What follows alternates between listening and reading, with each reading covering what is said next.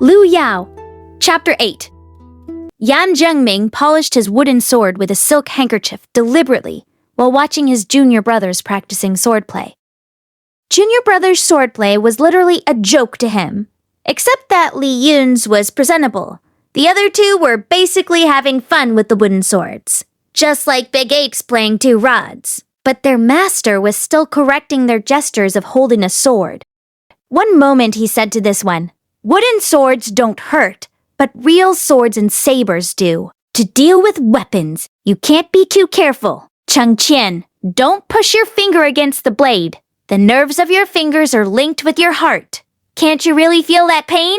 There is a saber weighing 300 jin in East Sea, which you hold with both hands. But this is a sword, Xiao Yuan. I suppose you were not practicing swordplay, but rather forging iron." And sometimes he would have to roll up his sleeves and run about to stop Li Yun's making trouble. "Knock it off! Hey, mind your sword. You're poking your eye." To say unbearable to the eye was to praise these brats. Young Master Yan looked around and laid his eyes on Chun Chian, taking a few more looks at the kid. He was well aware that he was a man about town. Still, he deemed it appropriate as he didn't perform any inhuman acts, and his behaviors hindered nobody. So he felt no qualms of conscience and never repented. He even intensified in accordance with timing and mood. In addition, young Master Yan also acknowledged he was somewhat shallow. He had a clear estimation of himself that he was hugely short of both acquirements and moral qualities. Such being the case, he wasn't in a position to demand them from others. Consequently, the only way he had left to differentiate his likes from dislikes was to judge by appearance. According to this standard, people of Han Yuan's kind were unpardonably evil in his eyes. Judging by appearance was Yan Zhengming's iron-forged principle. However, he had made exceptions for two. One was his master. The other was Li Yun. Even though his master looked as though he was replete with vices, young Master Yan was willing to excuse that. After all, he had been cultivating with him for 8 years. He was, as it were, spoiled by his master, and was emotionally close to him. As for Li Yun, however sightly he was, Yan Zhengmin was absolutely irreconcilable with him. That guy was a bloody nuisance. In the case of Chun Chian, Yan Zhengmin was, in actual fact, fairly fond of him. Otherwise, he wouldn't have given him candies upon meeting him. Something seldom happened as the cycas blossoms. The pity was that his third junior brother didn't appreciate his kindness. While junior brothers were running around making a racket, Yan Zhengmin just stood there absently, idly carrying his wooden sword.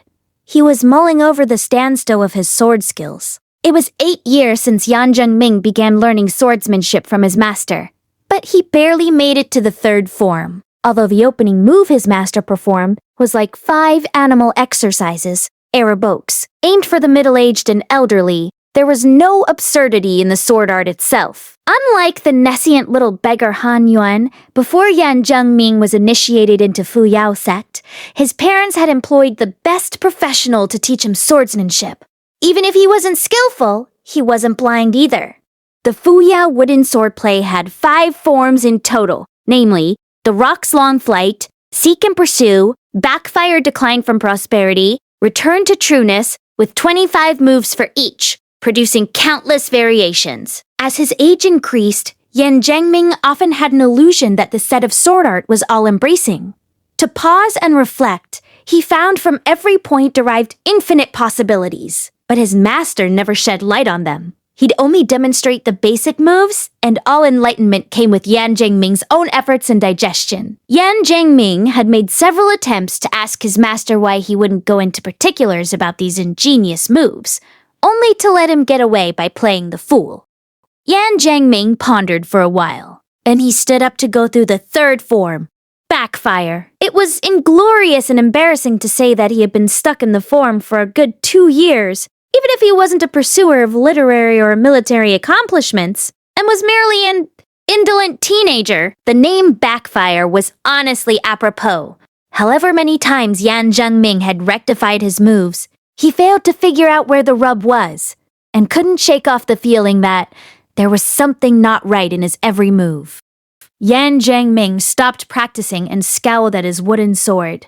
The waiting on Taoist children and maids instantly rushed to fan him and wipe off his sweats.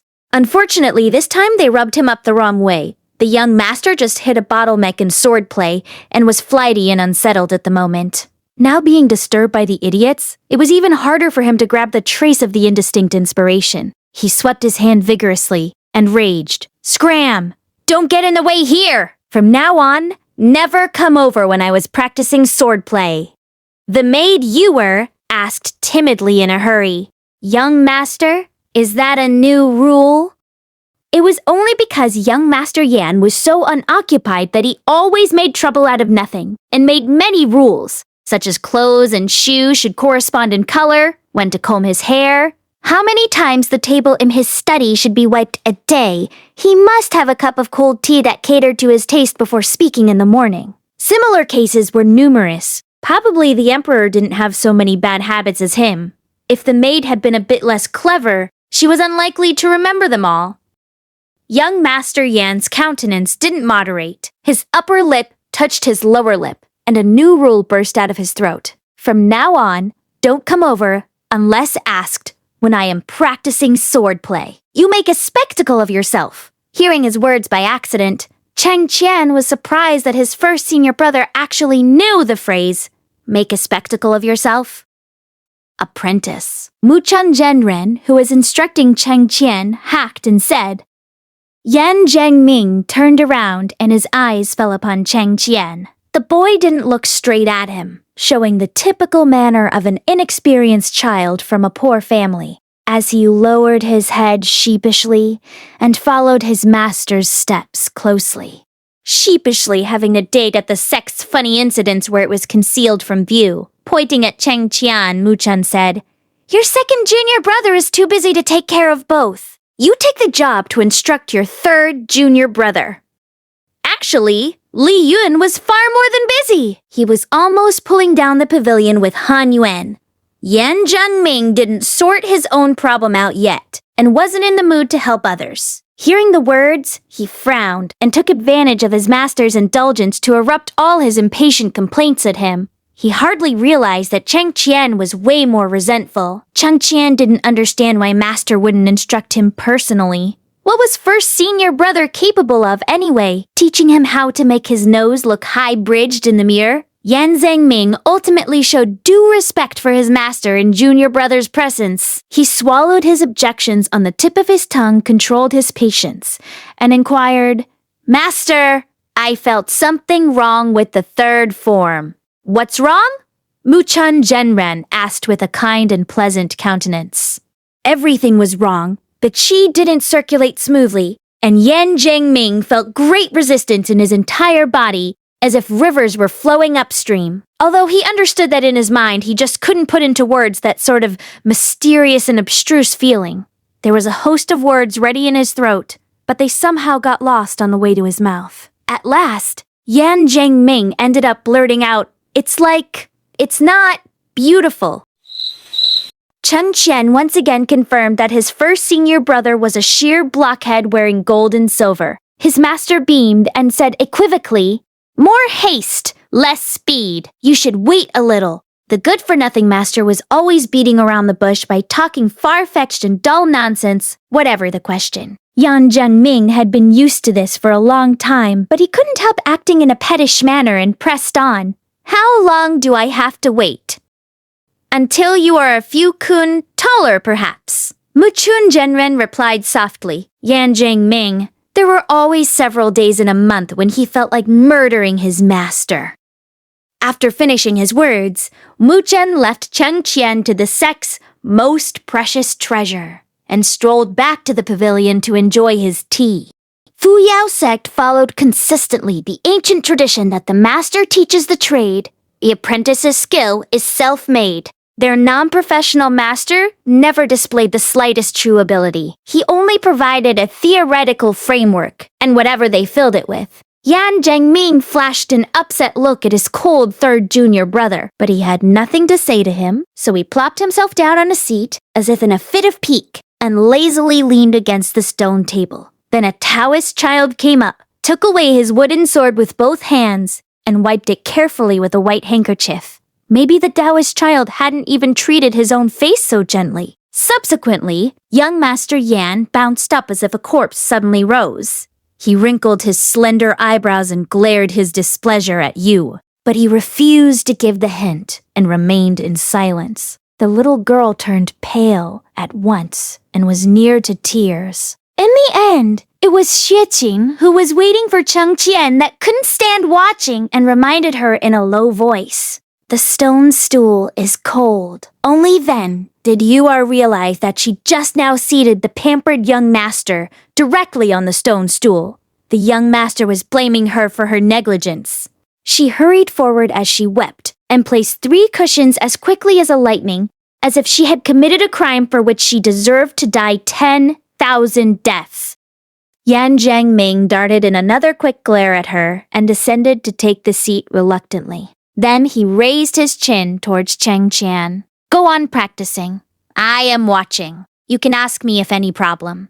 Chun Chian simply took his first senior brother as muddy air that obstructed his view. He didn't even bother to answer and made up his mind to take no notice of him so that he could fully concentrate on his wooden sword.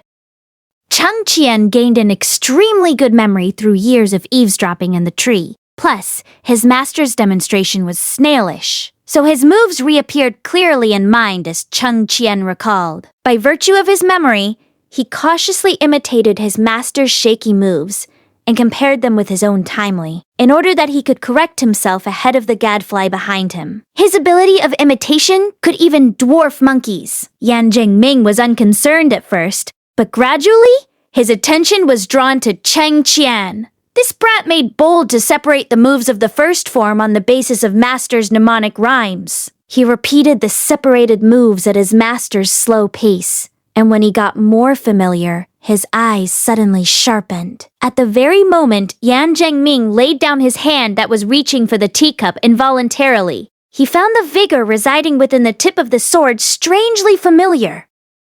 This boy was modeling himself on Li Yun. After all, Chun Chian was only imitating, and considering his young age and lack of strength, he couldn't inspire the same imposing spirit as Li Yun by a long shot. But with that vigor, his wooden sword made a sudden change, as if a piece of paper lying flat on the ground swelled into a solid, but the outline was still vague.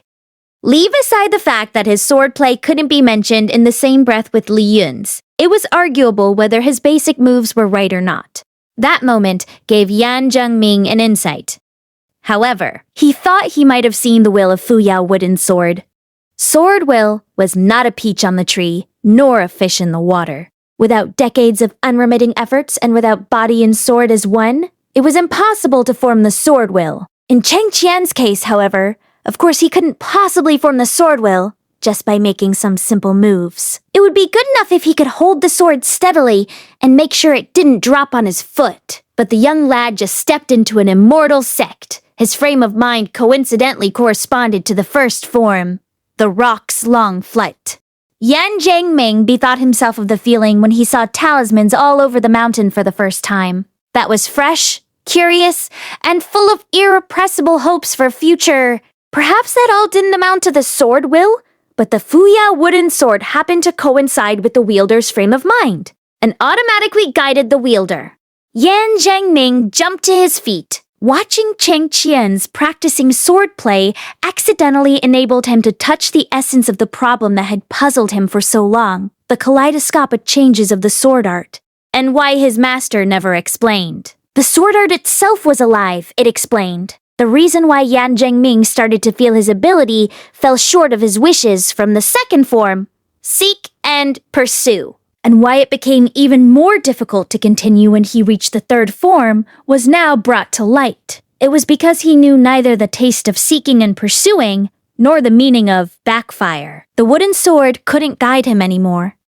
Having figured that out, Yan Zhengming knew he should go down the mountain on a journey. Sufferings and miseries could exercise a man's body, while delight of meeting and grief of parting could temper a man's mentality. Although Fuyao wooden swordplay was only a primary swordplay, it implicated the ups and downs of a mortal life. It was not something created from imagination and divorced from reality. If he kept hanging around in the land of the tender, 1,000 or 10,000 years would bring the same result. That his pace would be forever unable to catch up to the ever-changing world. Not everybody could get enlightened as luck would have it. If an ordinary cultivator could find out where the rub was, they would probably be delirious with joy and take the bull by the horns to strive for a breakthrough. But was young Master Yan anywhere near ordinary? The words, "go down the mountain on a journey," only flashed into his head for a split second, and then were rapidly submerged by his imagination of the hardships and inconveniences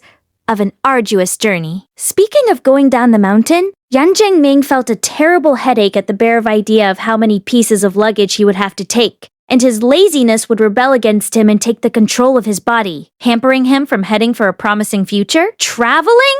Whatever. I am not going anyway. Screw the bottleneck. Who cares? The young master thought. He finally decided not to lend himself to worries. Yan Zhengming had made up his mind to neglect the bit of non-fluency in his moves. He deluded himself into thinking that he had mastered it as he remembered the moves, and was planning to ask his master for the 4th form tomorrow. End of the chapter. Gaius! Why do I kind of feel like Yan Zengmin is my spirit animal? Obviously just a tiny bit.